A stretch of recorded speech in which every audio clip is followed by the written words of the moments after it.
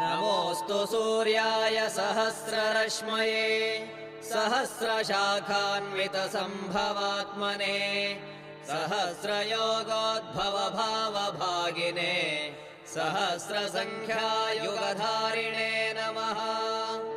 यन्मण्डलम् दीप्तिकरम् विशालम् रत्नप्रभम् तीव्रमनादिरूपम् दारिद्र्यदुःखक्षयकारणम् च पुनातु माम् तत्सवितुर्वरेण्यम्।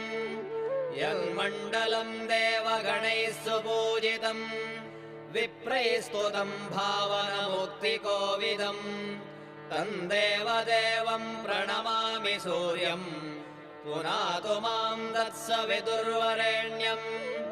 यन्मण्डलम् ज्ञानघनम् त्वगम्यम् त्रैलोक्यपूज्यम् त्रिगुणात्मरूपम्